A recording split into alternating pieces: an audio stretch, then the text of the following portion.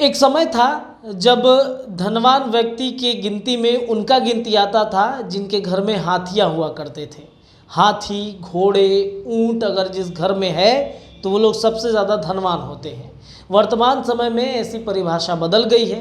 वर्तमान समय में परिभाषा कुछ इस तरीके से दिया जाता है कि जिसके घर में जितने ज़्यादा संख्या में गाड़ियाँ और जितनी महंगी गाड़ियाँ हैं वो धनवान है। लेकिन हाथी पालने का जो क्रेज़ था वो पुराने समय से ही चलता आ रहा है और वो व्यक्ति सबसे ज़्यादा धनवान हुआ करता था। किसी के घर में हाथी कोई शौक से पालता था तो कोई हाथी को अपने घर का सदस्य ही मानता था। लेकिन हाथी को पालने और पोसने को लेकर के जो खर्च होते हैं या फिर जो उनके रहन सहन के तरीके होते हैं वो काफ़ी खर्चीला होता है। तो इसी को लेकर के सरकार ने नया आदेश जारी किया है कि कौन से व्यक्ति हाथी को पाल सकते हैं, कौन से व्यक्ति हाथी को अपने घर में रख सकते हैं। कुछ क्राइटेरिया जो है वो निर्धारित किया गया है। उन क्राइटेरियो का हम जिक्र करेंगे। आपको बताएं कि हाथी पालना शुरू से महंगा शौक रहा है, लेकिन अब ये शौक और महंगा हो जाएगा। अब सिर्फ वही व्यक्ति हाथी रख सकेगा जिनके पास हाथी रखने खाने की बेहतर व्यवस्था हो, साथ ही साथ मौज मस्ती के भी इंतजाम हो। वन एवं पर्यावरण मंत्रालय की ओर से गाइडलाइन जारी किया गया है जिनके अनुसार तालाब या स्विमिंग पूल हाथी के लिए रहना ज़रूरी है। इनके साथ ही हाथियों के स्वास्थ्य की नियमित जांच करानी जरूरी है। सभी हाथियों की पहचान सुनिश्चित करने के लिए DNA प्रोफाइल भी कराई जा रही है। देश में करीब 2700 हाथी पालतू जानवर हैं। इनमें से करीब 1800 हाथियों का अंकुश फिलहाल निजी हाथों में है, जबकि अन्य मंदिर, वन विभाग, अभयारण्य और चिड़ियाघरों में है।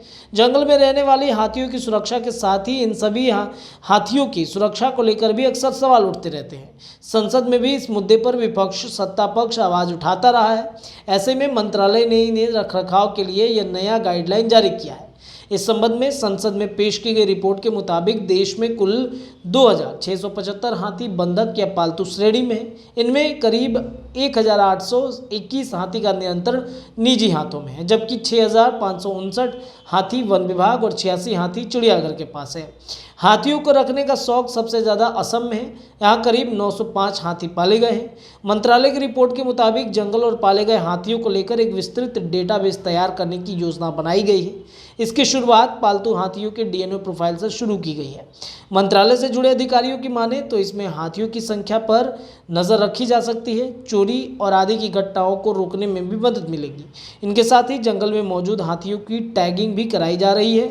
इनमें से मूवमेंट पर नज़र रखने के साथ ही साथ इनकी पहचान में मदद मिलेगी। तो अब हाथी जो सबसे अहम जानवर माना जाता है, उसके रख रखाव और उसके बचाने के लिए मंत्रालय की तरफ से यानी कि केंद्र सरकार की तरफ से नई योजना जो है एक तरीके से कह सकते हैं कि लागू की गई है।